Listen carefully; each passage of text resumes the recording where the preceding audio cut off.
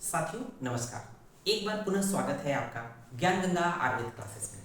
प्यारे बच्चों, हम पुनः व्हाइट बोर्ड्स जो लेक्चर्स होते हैं उसको स्टार्ट कर दिए हैं और यहाँ तक कि आज अभी कुछ समय से हमारे चैनल्स पे कहीं ना कहीं आप लोगों बच्चों का ये डिमांड था कि सर बोर्ड पे आके पढ़ाइए, वो ज़्यादा इफेक्टिव होता है, बहुत अच्छे से समझ में आता है। और एक मैसेज आया, दो मैसेज आया, तीन मैसेज आया, कई मैसेज आए, तो मुझे लगा कि नहीं, एक्चुअल में आप कम वीडियो बनाओ लेकिन इफेक्टिव वीडियो बनाओ। तो जी बच्चों, थोड़ा सा वक्त लगेगा वीडियो बनाने में, अपलोड करने में, क्योंकि लिखना पड़ता है चीज़ें, मतलब कि समय निकालना पड़ता है। उस हिसाब से हम लोग चलेंगे लेकिन इफेक्टिव वीडियो बनाएंगे। तो यहाँ पर हम लोग पढ़ने वाले हैं प्रकृति परीक्षा। प्रकृति परीक्षा जो कि 10वीं आतुर परीक्षा के अंतर्गत हम लोग को पढ़ना है। 10वीं आतुर परीक्षा हम लोगों ने इससे पहले देखा था, उसके अंतर्गत हम लोग प्रकृति परीक्षा की बात करेंगे, जो कि चरक विमान स्थान के 8वें चैप्टर का ये एक पॉइंट है। ओके, अब यहाँ पर हम लोग जानना है कि प्रकृति होती क्या है। तो प्रकृति का मतलब होता है नेचर, स्वभाव। हर एक व्यक्ति का अपना एक अलग अलग स्वभाव होता है। अगर हम लोग इन जनरल अगर आयुर्वेद की भाषा में बात करते हैं तो कहते हैं ना कि इसकी वातज प्रकृति है, इनकी पित्तज, इनकी कफज है, या किसी की सन्निपातज है, किसी की द्वंद्वज है, स्वम है, अलग अलग है। मान लीजिए किसी एक ग्रुप बना दे कि कफज के कई प्रकृति वाले लोग हैं, तो कफज के कई लोग होंगे, है ना। तो उसमें भी अलग अलग होंगे। कफज का अगर 4 लोग अगर कफज प्रकृति के हैं तो इसका मतलब कि चारों के गुण एक नहीं होंगे, वो एक तरह नहीं होंगे। क्यों? क्योंकि जो कफ होता है, कफज प्रकृति किस पे डिपेंड करती है? कफज प्रकृति जो है मुख्य रूप से स्निग्ध, श्लक्ष, मृदु, मधुर, सार, सांद्र, मंद, स्निग्ध, गुरु, शीत, विज्जल, अच्छा, ये कुछ 12 पॉइंट है। ये कुछ 12 कफ के गुण होते हैं। जो कफ दोष होता है उसके 12 गुण होते हैं। अब पर्टिकुलर व्यक्ति में, कफ प्रकृति के व्यक्ति में पर्टिकुलर 12 में से कौन सा गुण डोमिनेंट है, उसके अकॉर्डिंग उसके लक्षण यहाँ पर आएंगे, उसी के अकॉर्डिंग वो सिम्टम या लक्षण शो करेगा। इसलिए कफज अगर 4 लोग एक ही प्रकृति के हैं, कफज प्रकृति के हो, चाहे पित्तज हो चाहे वातज हो, तो उसमें भी अलग अलग गुण की डोमिनेंसी की वजह से उनके गुण अलग अलग, मतलब उनका जो अलग अलग वो दिखेंगे एक प्रकृति को होने के नाते। तो आइए शुरू करते हैं दोस्तों। कफज प्रकृति की बात करते हैं। प्रकृति का मतलब होता है सिंपली स्वभाव। तो हम लोग ने कहा कि ये जो है 10वीं आतुर परीक्षा के अंतर्गत पढ़ना है। तो 10वीं आतुर परीक्षा कौन कौन से, हम लोग एक शॉर्ट व्यू देखते हैं कि पहले नंबर प्रकृति है, दूसरे नंबर पे विकृति है ना। पहले नंबर प्रकृति हम लोग को पढ़ना है। तो पहले नंबर 10वीं आतुर परीक्षा में सबसे पहले नंबर पे प्रकृति है, दूसरे नंबर पे विकृति है, याद कर लेना है आपको, ठीक है ना। प्रकृति है, विकृति, तीसरे नंबर पे सार है, चौथे नंबर पे संघनन है, पांचवें नंबर पे प्रमाण है, छठवें नंबर पे सात में है, सातवें पे सत्व है, और 8वें पे आहार शक्ति है, और 9वें पे व्यायाम शक्ति है, और 10वें पे वय की परीक्षा, अर्थात वय मतलब उम्र की परीक्षा, वय मतलब एज की बात किया गया है, वय का प्रमाण की बात की गई है, ठीक है ना। तो अब तो ये हो गया कि सिंपली 10वीं आतुर परीक्षा क्या होता है, तो आप लोगों ने इंसाइट देख लिया, ठीक है। अब बात करते हैं प्रकृति। तो प्रकृति को शुरू करने से पहले हम लोग को ये जानना है कि प्रकृति के भेद कहाँ पर चरक संहिता में कहाँ पर कितने भेद बोले गए हैं। तो हम देखेंगे प्रकृति मतलब स्वभाव होता है, नेचर होता है हर एक व्यक्ति का। हम लोगों ने ऑलरेडी इसके बारे में डिस्कशन कर लिए हैं। देखिए कि चरक विमान 7, चरक विमान 7, चरक सूत्र 7 और चरक विमान 6, ठीक है। इन दोनों में 4 प्रकार की प्रकृति की बात की गई है। कौन कौन से?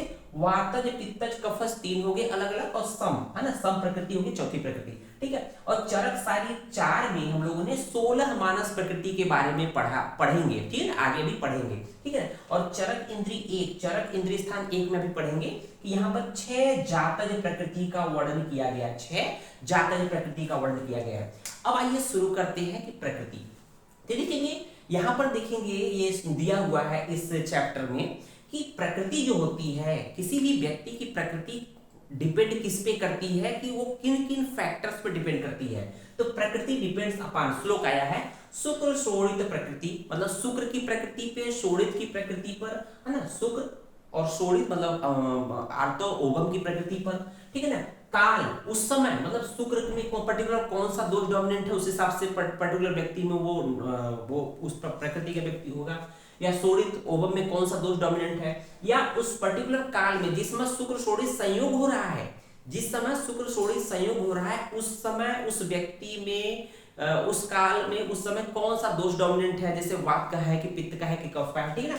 उसको देखेंगे गर्भाशय की प्रकृति, जहां शुक्र शोणित संयोग के बाद जो प्लेसेंटा का फॉर्मेशन होता है, इम्प्लांटेशन होता है, उस गर्भाशय में जो होता है या यूट्रस में पर्टिकुलर उस यूट्रस की क्या प्रकृति है, किस दोष की डोमिनेंसी है। उसको देखेंगे मातुर आहार विहार प्रकृति, माता किस तरह के आहार लेती है, किस तरह के मतलब आचरण करती है, विहार करती है, बातचीत करती है, घूमती फिरती है, तो उस पर भी डिपेंड करता है कि अब बच्चा जो होगा शुक्र शोणित संयोग से, तो उस समय बच्चे की क्या प्रकृति होगी। तो ये जो प्रकृति पर्टिकुलर इन पॉइंटों पर डिपेंड करती है। अब जब शुक्र शोणित संयोग हो जाता है, माता का जो आहार विहार होता है डिफरेंट, उस हिसाब से जो प्रकृति का निर्धारण हो जाता है, तो मान के चलते हैं कि यहाँ पर कई प्रकार की प्रकृति निर्माण होती है। जैसे वात सिंगल प्रकृति, एकल में वातज पित्तज कफज हो गई, द्वंद्वज में वात पित्त पित्त कफ कफवात हो गया, और सम में मतलब वात पित्त कफ हो गया। और देखेंगे उसके बाद कुछ इस तरह से ये प्रकृति टोटल 7 निर्माण होते हैं। 7 मुख्य रूप से देखेंगे हम लोग सिंगल प्रकृति की यहाँ पर बात करेंगे, क्योंकि वात कफज प्रकृति सबसे पहले देखेंगे, फिर पित्तज देखेंगे, फिर वातज देखेंगे। तो यहाँ पर कफज प्रकृति के बारे में देखते हैं। कफज प्रकृति तो देखेंगे यहाँ पर कफज जो प्रकृति होती है वो पर्टिकुलर 12 पॉइंट्स अर्थात 12 गुणों, कफ के 12 गुणों पर डिपेंड करती है। ठीक है, तो वो कफ के 12 गुण कौन कौन से हैं, तो देखेंगे श्लोक में आया है, आप लोग देखेंगे। बल हम लोग ने यहाँ पर क्योंकि जगह कम है इसलिए इसको हम लोगों ने कम इसको लिखने की कोशिश नहीं किया, लेकिन इसको 12 पॉइंट को एक्सप्लेन करने की कोशिश किया है। ओके, तो देखेंगे सबसे पहले स्निग्ध, जो स्निग्ध गुण होता है। देखिए एक टर्म है स्निग्ध, दूसरा है स्लच। एक टर्म है स्निग्ध, दूसरा है स्लच। स्निग्ध का मतलब होता है, दोनों का मतलब चिकनापन, स्निग्ध और स्लच दोनों का टर्म का मतलब होता है चिकनापन। बट चिकनापन किसका, स्निग्ध का मतलब होता है जो घी, जो बटर का जो चिकनापन होता है, जो घी घृत का चिकनापन होता है, उसको बोलते हैं स्निग्ध। और जो स्लच मतलब जो होता है संगमरमर, जो मार्बल को घिस देते हैं, मार्बल को घिसने के बाद जो चिकनाई आती है, मार्बल को घिसने के बाद जो चिकनाई आती है, जो चिकनाई उसको बोलते हैं स्लच। ठीक है, तो यहाँ पर स्निग्ध गुण की वजह से, कफज प्रकृति में स्निग्ध गुण की वजह से क्या हो जाएगा, स्निग्ध अंग वाला होगा वो व्यक्ति। अंग कैसे होंगे, स्निग्ध होंगे, बहुत चिकना होगा, बहुत सॉफ्ट होगा। आप देखते होंगे कफज प्रकृति हेल्दी होते हैं, बहुत स्मूथ होते हैं, मतलब कि स्निग्धता होती है। ठीक है, उसको देखते हैं स्लच। स्लच गुण की वजह से जो होगा स्लच अंग वाला होगा, वो भी मतलब वो भी चिकना ही होगा, है ना, लेकिन मार्बल की तरह चिकना होगा। ओके, थोड़ा सा बेसिक डिफरेंस है। तो देखेंगे मृदु, जो कफज प्रकृति वाला व्यक्ति होगा उसमें मृदु गुण की वजह से क्या होगा, दृष्टि जो होगी वो दृष्टि कैसे होगी, दृष्टि जो होगी सुकुमार होगी। दृष्टि कैसे होगी, सुकुमार होगी।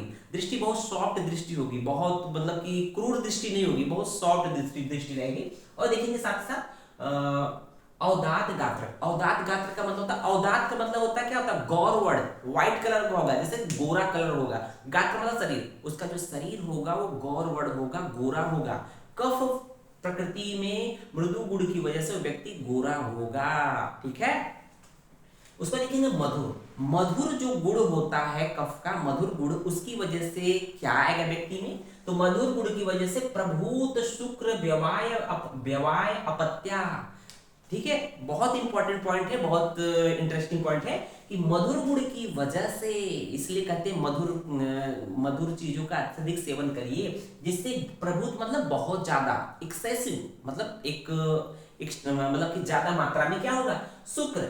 इसलिए कहते हैं कि मधुर रस का सेवन से शुक्र की वृद्धि होती है, मधुर रस के सेवन से शुक्र की वृद्धि होती है।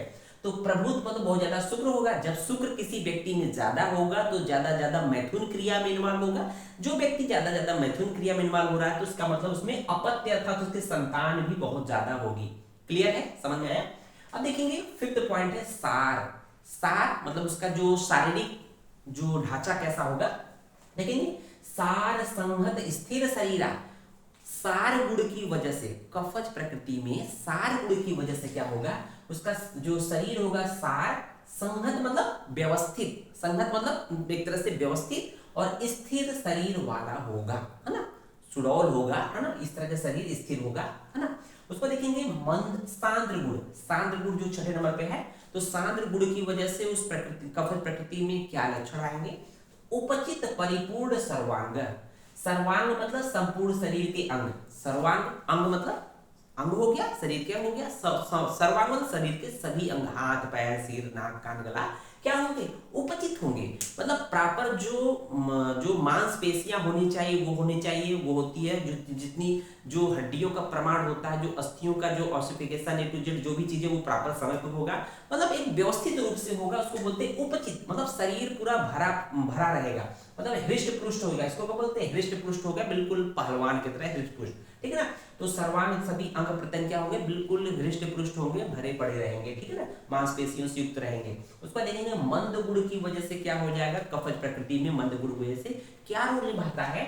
तो मंद, मंद का मतलब होता है अल्प, मंद का मतलब होता है अल्प, ठीक है। क्या अल्प होगा, चेष्टा आहार व्यवहार, उसकी चेष्टा मतलब वो बहुत आलसी होगा। चेष्टा का मतलब आलस, है ना। क्या होगा भाई, चेष्टा का मतलब उसका प्रयास, मतलब उसके द्वारा जो भी काम होगा बहुत ही कम मन से किया जाएगा, मतलब आलसी टाइप का होगा, ठीक है। लेकिन आहार व्यवहार बहुत कम खाएगा, और विहार भी बहुत कम करेगा, चुप मार के पड़ा रहता है, ठीक है ना। तो चेष्टा आहार विहार जो है मंद होगा, अर्थात अल्प होगा, ठीक है।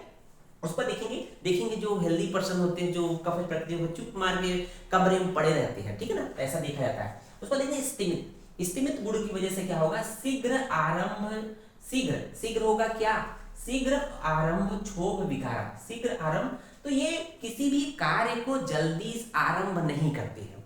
कफज प्रकृति वाले व्यक्ति होते हैं, उसमें स्तिमित गुण की वजह से किसी भी काम को बहुत जल्दी नहीं शुरू करते हैं।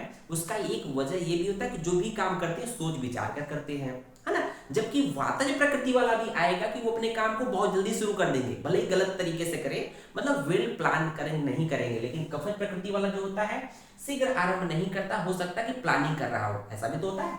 और क्षोभ विकार है ना, क्षोभ विकार है, और देखा जाए तो विकार था दोषों से युक्त होता है ना। उसको देखेंगे गुरु, गुरु गुण जो होता है नवा, तो गुरु कफज जो प्रकृति वाला जो व्यक्ति होगा उसमें गुरु गुण की वजह से क्या होगा, सार अधिष्ठित, सार अधिष्ठित स्थित गतिया, जो गति होगी उसकी, जो उसकी मूवमेंट होगी बिल्कुल दृढ़ और निश्चित होगी। मतलब फालतू की इधर उधर की बातें, मतलब इधर उधर मूवमेंट नहीं करेगा, बिल्कुल अपने काम से काम। क्यों, क्योंकि वो आलसी है।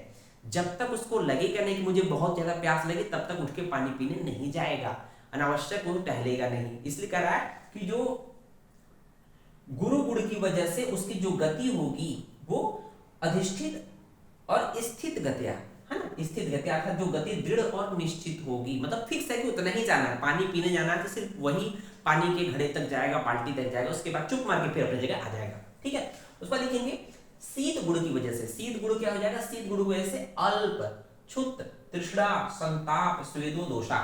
तो क्या होगा, ये शीत गुण की वजह से अल्प होगा, मतलब कम होगा, क्या, तृष्णा, उसको प्यास कम लगेगी। तो कफज प्रकृति का जो व्यक्ति है उसमें शीत गुण के, शीत का मतलब होता है ठंडा, है ना, शीत गुण की वजह से उसमें अल्प होगा, क्या क्या, क्षुत, क्षुत मतलब भूख, तृष्णा मतलब प्यास, भूख और प्यास कम रहेगा, ठीक है ना। इसलिए पहले बात किया कि वो कम खाता है ना, उसको भूख कम लगती, कम खाता है। क्षुत तृष्णा जो अल्प होगा, साथ ही साथ संताप, उसके शरीर में ताप कम रहेगा, है ना, शीत गुण की वजह से। स्वेद, स्वेटिंग कम होगी, ध्यान दीजिएगा, स्वेटिंग कम हो जाएगी। पित्तज प्रकृति वाले व्यक्ति में स्वेटिंग बहुत ज्यादा एक्सेसिव होगी। और दोष, इसमें दोष, इसके जो शरीर में दोष भी होंगे वो कम प्रभावित करेंगे, कम मतलब तरह से कष्ट देंगे शरीर को। उसको देखेंगे विज्जल, विज्जल का मतलब होता है पिच्छिल, विज्जल टर्म आया श्लोक में विज्जल, बट एक्चुअल मतलब होता है पिच्छिल। तो पिच्छिल गुण की वजह से क्या होगा, कफ प्रकृति के व्यक्ति में सुश्लिष्ट, सुश्लिष्ट सार संधि बंधन, कहने का मतलब जो सार और संधि बंधन, शरीर के संधि बंधन अर्थात जो ज्वाइंट की जो पकड़ होती है, जितना भी लिगामेंट होते हैं, है ना, जो लिगामेंट होते हैं, ये सब चीजें क्या होगा, बहुत अच्छे से ज्वाइंट्स को पकड़े रहेंगे, ज्वाइंट बहुत स्ट्रांग होती है, ठीक है ना। कह रहा है कि सुश्लिष्ट सार संधि बंधन, ज्वाइंट वेल मेंटेन रहेंगे, मतलब किसी तरह की उसमें समस्या नहीं आएगी, है ना। अच्छ गुण देखेंगे लास्ट में, कफज प्रकृति में अच्छ गुण होता है, तो अच्छ गुण की वजह से उस प्रकृति के व्यक्ति में क्या होगा, प्रसन्न दर्शन आनंद, क्या होगा, उसका जो नेत्र मतलब उसके जो दृष्टि होगी और उसका मुख होगा वो प्रसन्न होगा, नेत्र बिल्कुल प्रसन्न दिखेंगे, मुख उसका प्रसन्न दिखेगा, प्रसन्न दर्शन आनंद, ठीक है ना। और प्रसन्न स्निग्ध वर्ण स्वर, इसका जो वर्ण स्वर होगा उस कफज प्रकृति वाले व्यक्ति का जो वर्ण अर्थात जो बोल रहा है, जो स्वर, वर्ण और स्वर क्या होंगे, प्रसन्न होंगे और स्निग्ध होंगे। ठीक है, तो ये बात हो गई कफज प्रकृति वाले व्यक्ति की। अब आइए बात कर लेते हैं पित्तज प्रकृति वाले व्यक्ति की में पर्टिकुलर कौन कौन से गुण होते हैं जिसके बेसिस पे हम उस प्रकृति के गुणों को डिसाइड कर रहे हैं। तो उसमें गुण होते हैं उष्ण, तीक्ष्ण, द्रव, विश्र, कटु और अम्लरस। तो ये 5 से 6 गुण होते हैं जिसके बेसिस पे पित्तज प्रकृति के लक्षण को हम लोग निर्धारित करते हैं। ठीक है, तो उष्ण जो पित्तज प्रकृति वाला व्यक्ति होगा उसमें उष्ण गुण की वजह से क्या होगा, उष्ण असहा अर्थात उष्ण को सहन नहीं कर पाता। जैसे उष्ण था मतलब जो गर्मियों के दिनों को या गर्मी वाले जगहों को सहन नहीं कर पाता, वो ऐसे जगह पे नहीं जा पाता है। ठीक है ना, उष्ण असहा का मतलब जो इन्वायरमेंट हॉट होता है, हीट वाले जगह पे वो अपने आप को मेंटेन नहीं कर पाता है, वो रह नहीं पाता है, हट जाता है, दूर रहता है। ठीक है ना, उष्ण मुखा उसका मुख उष्ण होता है, उसका चेहरा अगर टच करेंगे तो गर्म लगेगा फीवर है, मतलब वो पित्तज प्रकृति है, उसके उष्ण गुण की वजह से होता है। देखेंगे सुकुमार अवदात गात्र, और वो सुकुमार होगा, बिल्कुल पित्त की वजह से उष्ण गुण की वजह से वो सुकुमार होगा। साथ ही साथ अवदात गात्र, अवदात का मतलब क्या होता है, गौर, गात्र मतलब शरीर, गौर वर्ण वाला शरीर होगा, मतलब गोरा चिकना होगा। ठीक है, गोरा होगा, सिंपल है ना। तो उष्ण गुण की वजह से सुकुमार अवदात गात्र यहाँ भी आया है, लेकिन जब कफ की बात किया था दृष्टि सुकुमार, सुकुमार अवदात गात्र कंफ्यूज मत होइएगा, यहाँ दृष्टि लग जाएगा तो यहाँ पर क्या हो जाएगा, कफ वाले मिलिट्री हो जाएगा, और यहाँ सुकुमार अवदात्र गात्र उष्ण सहा उष्ण मुखा हो जाएगा तो पित्तज प्रकृति हो जाएगा। क्लियर। अब देखेंगे नेक्स्ट, प्रभूत विप्लुत व्यंग तिल पीड़िका। आपने देखा होगा कि कुछ ऐसे बच्चे होते हैं जिनके चेहरे पर विप्लुत मतलब जो छोटे छोटे मुंसी फुंसी या मुहासे या जो बोलते हैं ना, उनके चेहरे पे विप्लु व्यंग तिल पीड़िका छोटे छोटे मतलब ये जो छोटे क्षुद्र रोग होते हैं जो आयुर्वेद बढ़ित होते हैं उनके चेहरे पे बहुत ज्यादा दिखाई देता है। किसी बच्चों को नहीं दिखाई देता, किसी बच्चों को दिखाई देता है। तो प्रभुत मतलब बहुत ज्यादा होगा क्योंकि उष्ण गुण की वजह से। ओके, कहते हैं ना कि सामान्यतः आदत कहते यौवन अवस्था आ गया है ना, तो वो जो भी पिंपल्स होते कहते यौवन अवस्था की बात है, तो उसी बोलते हैं तिल पीड़िका विप्लु व्यंग ये ज्यादा होगा उसके चेहरे पे पित्त के उष्ण गुण की वजह से।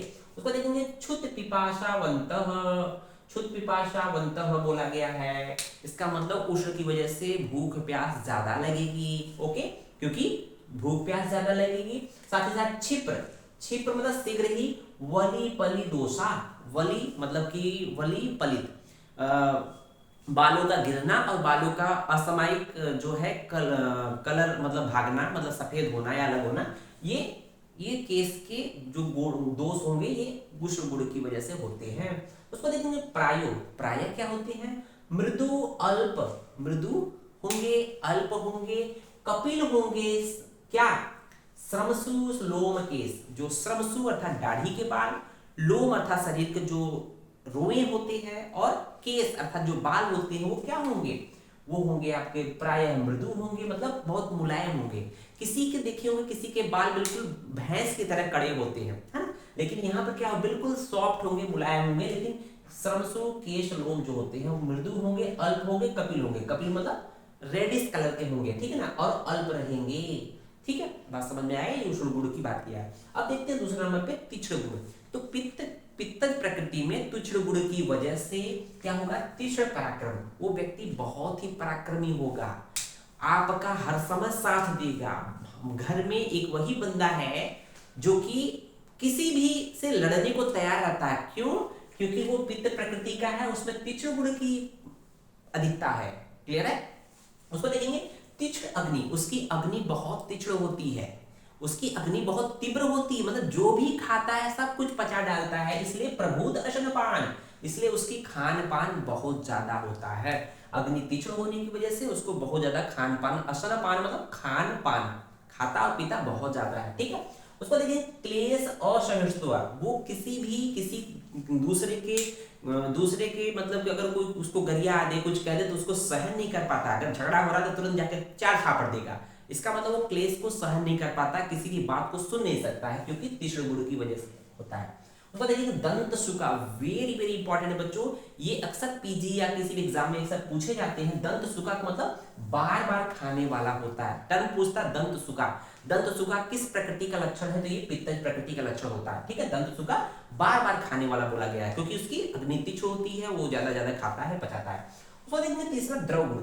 द्रव गुण की वजह से क्या होगा, शिथिल मृदु संधि मांसक, जो उसकी संधियों के मांस होंगे, संधि और मांस, शरीर में जो संधि होंगी और मांसपेशियां क्या होंगी, वो शिथिल होंगी और मृदु होंगी, साथ में शिथिल होंगी और मृदु होंगी। ठीक है, द्रव गुण की वजह से शिथिल और मृदु होंगे।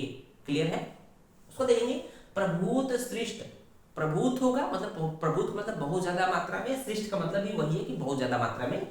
स्वेद मूत्र पुरुष, जो स्वेद अर्थात जो पसीना, मूत्र अर्थात जो यूरिन, और पुरुष बहुत ज्यादा होगा, किसकी वजह से, द्रव गुण की वजह से। क्लियर है। उसको देखेंगे विश्र गुण। विश्र का मतलब होता है दुर्गंधित, विश्र का मतलब होता है दुर्गंधित। ठीक है, तो विश्र है प्रभूत पूति कच्छा अस्य सिर शरीर गंधा। तो यहां पर कह रहा है प्रभूत मतलब बहुत ज्यादा, पूति मतलब दुर्गंधित, बहुत ज्यादा दुर्गंधित होगा, बदबू करेगा। क्या, कच्छा मतलब आर्मपिट एक्जिला जिसको बोलते हैं, आर्मपिट, अस्य मतलब मुख, है ना, साइड बगल से बहुत दुर्गंध आएगी, मुख से दुर्गंध आएगी, सिर से बहुत दुर्गंध आएगी, यहां तक कि शरीर से भी गंध दुर्गंध बहुत ज्यादा आएगी। ओके, उसको देखेंगे कटु और अम्ल रस की वजह से। जिस पित्तज प्रकृति में कटु व अम्ल रस की वजह से अल्प होंगे क्या, शुक्र, व्यवाय, अपत्य। ठीक है, तो यहाँ पर अल्प शुक्र व्यवाय अपत्ता, अर्थात यहाँ पर कम होंगे क्या, शुक्र कम होगा तो उसमें मैथुन क्रिया कम होगी, सेक्स पावर कम होगी, और उसमें बच्चे भी कम होंगे। जस्ट अपोजिट है कफज के। कफज गुण में क्या देखा था हम लोगों ने, मधुर गुण में क्या, प्रभूत शुक्र व्यवाय अपत्ता। यहाँ पर मधुर गुण की वजह से यहाँ पर शुक्र व्यवाय अपत्य बहुत ज्यादा था, प्रभूत था, लेकिन यहाँ पर कटु और अम्ल रस की वजह से यहाँ पर अल्प हो रहा है, शुक्र व्यवाय अपत्य। ध्यान दीजिएगा, पित्त और कफज दोनों अपोजिट हो गए। अब लास्ट में बात कर लेते हैं हम लोग वातज प्रकृति के बारे में। बच्चों थोड़ा सा लेक्चर जरूर लेंदी हो रहा है, लेकिन एक एक पॉइंट को हम लोग समझेंगे तो हमारा यूजी और पीजी क्लियर हो जाएगा, और कोई भी आगे कॉम्पिटिटिव एग्जाम के पॉइंट ऑफ व्यू से आपको समझने में कोई समस्या नहीं लगे।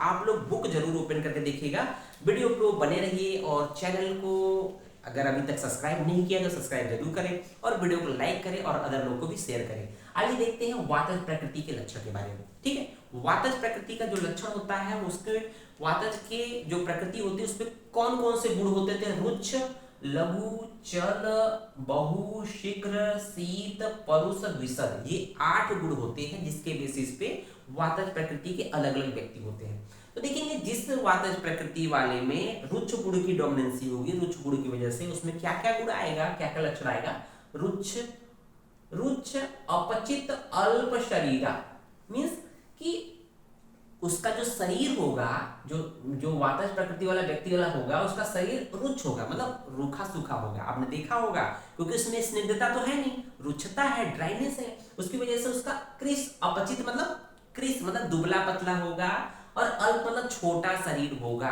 कफ के जस्ट विपरीत जा रहा है बच्चों, ध्यान दीजिएगा, रुच्छ और स्निग्ध। कफज स्निग्ध होता है और वातज रुच्छ होता है। ठीक है, उसको देखिए प्रतत रुच्छ छाम, छाम सन्न शक्त जर्जर स्वरा, उसका जो स्वर होगा लगातार छाम अर्थात छीड़ होता जाएगा, मतलब कांटे की तरह छीड़ होगा, साथ ही सख्त मतलब रुक रुक कर बोलने वाला होगा, और जर्जर स्वर होगा, जर्जर स्वर होगा, फटाफटा सा स्वर होगा। जागरूकाश्च भवंती, वातज प्रकृति के व्यक्ति में आपने देखा होगा नींद कम आती है, वातज प्रकृति के व्यक्ति में नींद कम आती है, जबकि कफज प्रकृति वाले व्यक्ति को जितना भी सुला लो उसको कम ही लगता है कि मेरी नींद पूरी नहीं हुई है। वातज प्रकृति में रुच्छ की वजह से जागरूकाश्च भवंती अर्थात अल्प निद्रा वाला होता है, कम निद्रा में उसकी निद्रा पूरी हो जाती है। सो देखेंगे लघु गुण की वजह से क्या होगा, लघु चपल, गति, चेष्टा, आहार, व्यवहार, अर्थात जो वातज प्रकृति वाला व्यक्ति होगा उसमें लघु गुण की वजह से उसके लघु, चपल, गति, चेष्टा, जो मतलब गति, चेष्टा आहार विहार जो होगी वो बिल्कुल लघु होगी, कम होगी, मतलब उसकी जो गति होगी बिल्कुल कम होगी, चेष्टा आहार विहार बिल्कुल ही कम रहेगा, प्रयास लघु कम होगा, लेकिन चपल गति चेष्टा मतलब बहुत ज्यादा आहार, मतलब कि आहार विहार भी ज्यादा रहेगा और उसका प्रयास चेष्टा भी ज्यादा रहेगा, ठीक है। चल गुण की वजह से क्या होगा, चल गुण की वजह से जो अनवस्थित अर्थात चंचल, अनवस्थित का मतलब चंचल, चल का मतलब चंचल होता है, तो अनवस्थित मतलब चंचल, संधि, अच्छी, भ्रू, हनु, ओष्ठ, जिह्वा, सिर, स्कंध, पाड़ी, पाद, तो उसकी चल गुण की वजह से उसकी संधियां, उसके नेत्र, उसके भ्रू आईब्रो, हनु, ओष्ठ, जिह्वा, सिर, स्कंद, पाड़ी, पाद हमेशा चलते रहेंगे, हाथ पैर एकदम, कहते हैं ना कि जो वातज प्रकृति व्यक्ति होगा चल गुण की वजह से उसका हाथ पैर इधर उधर, आंखें या मुंह बोलता रहेगा, मतलब कि हमेशा हाथ पैर हिलाता रहेगा, तो ये गुण चल गुण की वजह से होता है, ठीक है। बहुगुण, वात प्रकृति वाले व्यक्ति में बहुगुण की वजह से बहु प्रलाप, बहुत बकबक करने वाला होता है, बहुत खास पहचान होती है वातज प्रकृति व्यक्ति की, देखेंगे बकर बकर बकर चलता रहेगा, बहुत बोलता है, आप चुप मार के थक जाएंगे सुनते सुनते, कान बंद कर लेंगे, ठीक है, मन करता सर फोड़ ले, तो ये बहु प्रलाप अर्थात बहुत ज्यादा बकबक करता है। और कंडरा सिरा प्रतान, कंडरा सिरा प्रतान क्या होंगी, बहुत ज्यादा शरीर में दिखाई देंगी, क्यों, क्योंकि इसके मांसपेशियां कम होती है, सब शरीर में हड्डी दिखाई देगी, जो भी वेन्स है, आर्टरी है, वो ऑटोमेटिक सब दिखाई देती है, ठीक है। शीघ्र गुण की वजह से क्या होने वाला है, तो शीघ्र समारंभ, क्षोभ, विकार, शीघ्र समारंभ मींस जो वातज प्रकृति वाला व्यक्ति है किसी भी कार्य को तुरंत बिना सोचे विचारे ही मतलब स्टार्ट कर देता है, ये नहीं सोचता है कि अगर प्लानिंग के तहत करे तो अच्छा होगा, लेकिन वो प्लानिंग कम करता है, लेकिन तुरंत सुनता है तुरंत स्टार्ट कर देता है, इसलिए बोला शीघ्र समारंभ, किसी भी कार्य को शीघ्र ही शुरू कर देता है। क्षोभ विकार है और उसके मन में हमेशा दुख रहता है, क्षोभ विकार मतलब उसके मन में हमेशा वो दुख रहता है, मतलब दुखी रहता है, ऐसा प्रतीत होगा जैसे बेचारा बिल्कुल सोच रहा है, बहुत दुखी है, ठीक है। शीघ्र त्रास, राग, विराग, मतलब वो भय, प्रेम, विराग से युक्त रहता है, हमेशा देखेंगे भय से युक्त रहेगा, कभी भय से युक्त होगा, कभी लगेगा कि नहीं बहुत ही प्रेम से युक्त है, कभी विराग से युक्त है। श्रुत ग्राहिणो, वेरी वेरी इंपॉर्टेंट है, श्रुत ग्राहिणो मीन्स किसी भी बात को सुनकर, मतलब कि सुनकर तुरंत उसको ग्रहण कर लेता है, उसको याद बहुत जल्दी होता है, आपने देखा होगा वातज प्रकृति का व्यक्ति जो होगा वो शीघ्र गुण की वजह से श्रुत ग्राहिण होता है, अर्थात किसी भी चीज को सुनता है तुरंत याद हो जाता है, लेकिन अल्प स्मृतिया, उसकी ये याद की हुई चीजें बहुत लंबे समय तक चलने वाली नहीं होती है, इसलिए बोला गया अल्प स्मृतिया, जल्दी ही भूल जाता है, इसकी खासियत है, याद जल्दी कर लेगा, किसी चीज को सुनेगा, क्लास की बातें को, क्लास के पढ़ाई को, लेक्चर्स को, लेकिन उसको जल्दी लंबे समय तक याद नहीं रहता, इसलिए अल्प स्मृतियां बोला गया, ठीक है। उसको देखेंगे छठा शीत पॉइंट, शीत असहिष्णु, वातज प्रकृति के व्यक्ति शीत गुण की वजह से शीत असहिष्णु अर्थात शीत को, ठंडा को, शीतलता को सहन नहीं कर पाता है, बर्दाश्त नहीं कर पाता है। प्रतत शीत को द्वीप, लगातार शीत जन्य विकारों से ग्रसित रहता है, उसके शरीर में शीत से जन्य जो विकार होते हैं, रोग होते हैं, वो हमेशा उत्पन्न हुए रहते हैं। स्तंभ, साथ ही साथ स्तंभ कंप रोग उत्पन्न हुआ रहता है। परुष गुण, परुष का मतलब क्या होता है, खुरदुरा कठोर, परुष का मतलब होता है खुरदुरा कठोर, ड्राइनेस, ठीक है। तो परुष मतलब खुरदुरा होते हैं, केश, श्रमसु, रोम, नख, दंत, नख, दशन, वदन, पाड़ी, पाद, तो ये परुष का मतलब होता है खुरदरा या कठोर होंगे केस, उसके बाल, अभी देख रहे थे कफज में क्या था, सॉफ्ट थे, ठीक है। केस, श्रमसु मतलब दाढ़ी के बाल, रोम मतलब शरीर के जो रोए होते हैं, नख, दशन मतलब दांत, ठीक है ना, वदन मतलब मुख, ठीक है ना, और पाड़ी, पाद, हाथ और पैर क्या होंगे, परुष होंगे, क्योंकि स्निग्धता तो होती नहीं है, स्निग्धता की कमी होती है, रुचिता की भरमार होती है, इसलिए वो परुष होते हैं, कठोर होते हैं, क्योंकि ड्राइनेस होता है, ठीक है। विशद गुण, लास्ट में होते थे विशद गुण, विशद गुण की वजह से स्फुटित अंग अवयव, उसके शरीर के अंग प्रत्यंग बिल्कुल खुरदुरे होंगे, फटे फटे से होंगे, स्फुटित मतलब फटे फटे से होंगे। सतत संधि शब्द गतिमानस्य भवंती, जब वो चलता है, वात प्रकृति वाला व्यक्ति जब चलता है, उसके संधियों से, ज्वाइंट से हमेशा शब्द उत्पन्न होता है, आवाज निकलती है। इसलिए बोला है सतत संधि शब्द गतिमान गामिनश्च भवंती, जब वो गति करता है, मूवमेंट करता है, तो उसके ज्वाइंट से शब्द निकलता है।